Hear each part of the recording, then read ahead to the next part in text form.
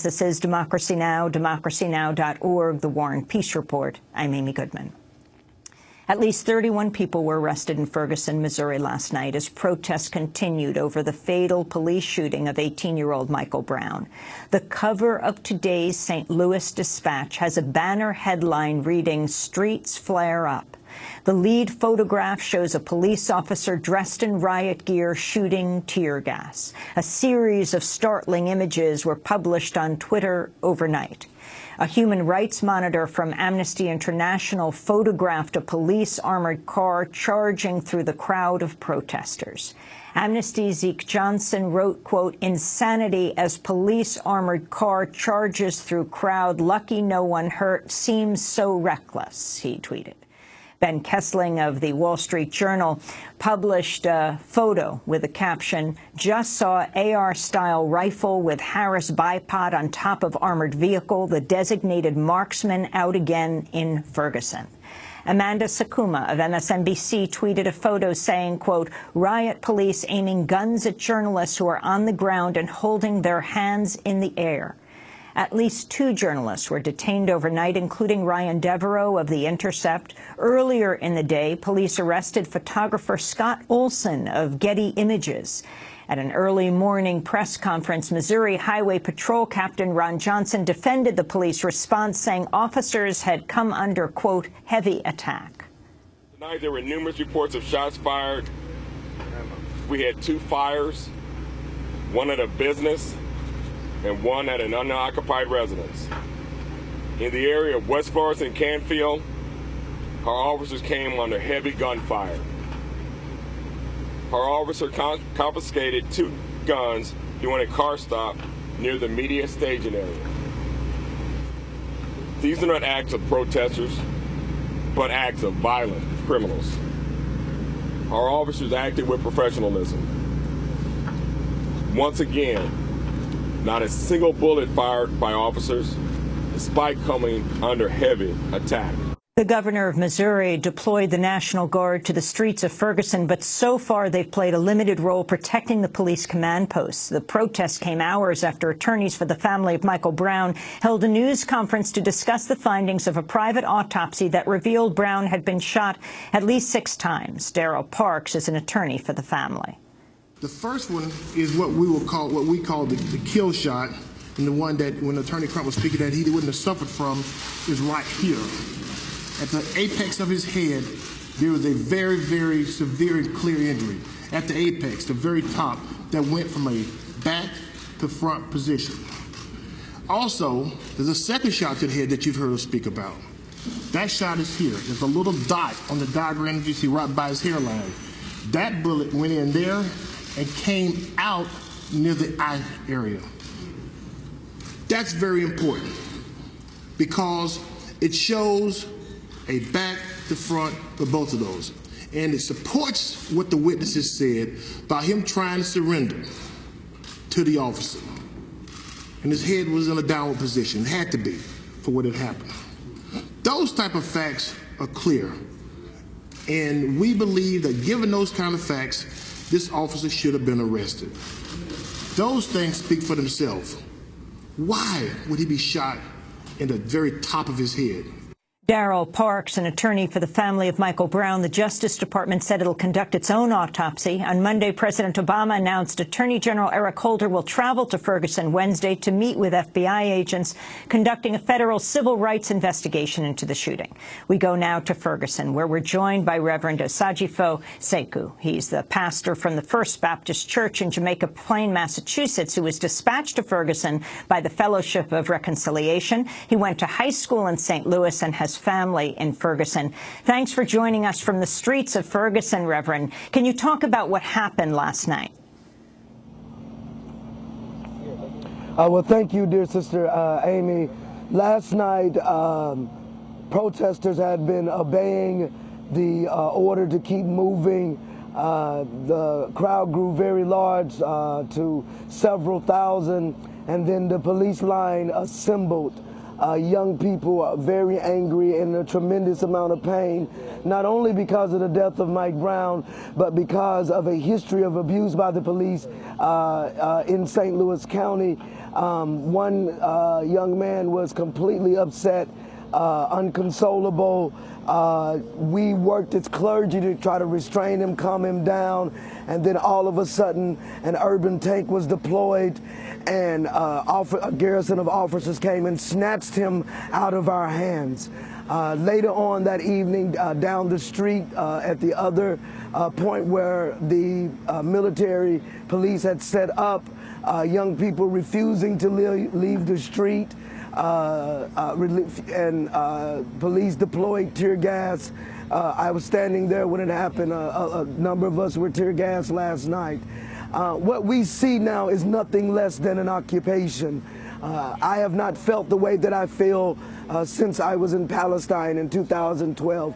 In fact, I had to go through a checkpoint. I was asked for my ID to get to this media station. And so our young people are in a tremendous amount of pain, and an officer who should have been indicted has not been indicted. And let us be sure and be clear in the reality that these young people are engaging in a rich tradition of nonviolent civil disobedience. While there is some violence, but the greatest amount of violence occurred on last Saturday when Mike Brown was shot down like a dog and left in the street for 4 hours. I know your voice is hoarse after 2 nights of being tear gassed, Reverend. 2 journalists were arrested last night among the, well, it's believed at least 31 people, including Ryan Devereaux of The Intercept. At an early morning news conference this morning in the wee hours, Missouri Highway Patrol Captain Ron Johnson defended the arrests. I'm going to tell you, in the midst of chaos, when officers are running around, we're not sure who's a journalist and who's not. And yes, if I see somebody with a $50,000 camera on their shoulder, I'm pretty sure. But some journalists are walking around and all you have is a cell phone because you're from a small media outlet. Some of you may just have a camera around your neck. So yes, we may take some of you into custody, but when we do take you into custody and we have found out that you're a journalist, we have taken the proper action. But in the midst of it, we cannot, in the midst of it, in the midst of chaos and trying to move people on, we have to be safe. We have not heard whether Ryan Devereaux has been out now, and it's been many hours. But Reverend Sekou, this issue of a $50,000 camera on your shoulder will keep you safe. Well, evidently, a $50,000 camera keep you safe, but being a black boy walking down the street in your own community will not. The level of police repression that we are experiencing here is unbelievable. Just over my shoulder, there seems to be hundreds of police cars. Since I have been here, I arrived Friday night. Since I've been here, I've personally had about 100 M16s and AK-47s pointed at me. We were marching on a Saturday peacefully, and then all of a sudden tanks appeared, urban tanks appeared out of nowhere and tear gassed children. It is a high level of police repression and a violation of the First Amendment, and the journalists are not allowed to do their jobs in order to be able to bear witness to what is happening here on American soil. While drones are being deployed, there are teachers who are telling me in this district that they can't buy books for their children. And so this ideal is just completely problematic, and that the provocation that is happening is the high level of military-style police presence here in Ferguson. Reverend Sekou, before you go, as you stand there in the streets of Ferguson, last night, many ministers were deployed, leaders from the community. Can you talk about your role there? And if you think that role is being respected by police? And speaking of ministers, you just came from studying at Stanford University, Dr. Martin Luther King's papers. Can you wrap that into your answer? Yeah. Well, it is rather surreal to have spent the last 6 weeks as a scholar in residence at the Martin Luther King papers at Stanford, and to get on a plane to fly home. And to see the economic realities still at work some 50 years later. thinking about King responding to the Watts riots and the anger that he encountered when he went there by young people who were simply unconsolable when another black man was shot down like a dog by a policing agency. And so all of that, it added a bit of surrealness. I was part of a group of local clergy. A lot of this work is led by local clergy, local organizations like the Organization of Black Struggle. And so we've been supporting, trying to calm young folks down, keep them out of harm's way. I mean, it is a tragedy that as a clergy person, I need a tear gas mask more than I need a collar to be able to do the work that I feel called to do.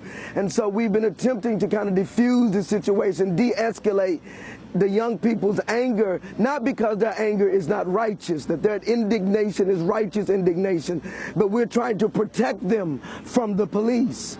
And so in one of those instances, we're attempting to do that. But let us be clear that we are engaging in work that it should be not necessary in a democracy. We should not have to spend our time trying to protect children from police in their own community. And so we've been engaging in that work, but the young people are unconsolable. Their hearts are broken. They're in a tremendous amount of pain. The number of them we hear over and over again, I'm ready to die because I don't have anything to live for.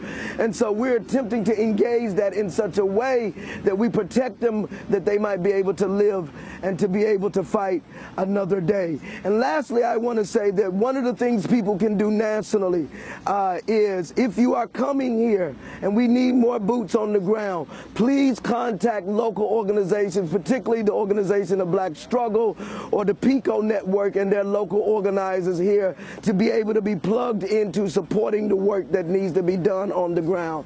If you're coming, again, at the risk of repeating myself, if you're coming from out of town, please contact the Organization of Black Struggle and other local organizations so you can get your directives from them. And then we're asking the media to continue to do your job and to tell your truth and to be able to bear witness to, as the fourth estate, you must hold accountable police agency and government officials. And then lastly, State Senator Jamila Nasheed and others have created a petition online, a move-on petition online, asking for the prosecutor McCullough to be removed and that a special prosecutor to be assigned. We need an indictment. Officer Wilson should be in jail, not journalists, not the 15 young people I saw arrested trying to leave last night. He needs to be in jail. If he would have been arrested, most of this would not be at work. It is a failure of government, and it is a failure of policing agency, and it is a failure of this nation. It is a crying shame. This nation has betrayed these children with underfunded schools, heavy policing, and heavy militarized experience. America should be shamed of what it has done to its children, and we will stand with them, and we will defend them with our very lives. Reverend Asajifo Sekou, please stay safe. Pastor from the First Baptist Church in Jamaica Plain, Massachusetts, dispatched to Ferguson by the Fellowship of Reconciliation, went to high school in St. Louis. His family is in Ferguson. He's been on the front lines each night, tear-gassed a number of times. This is Democracy Now! When we come back, we stay in the streets of Ferguson, Missouri. Stay with us.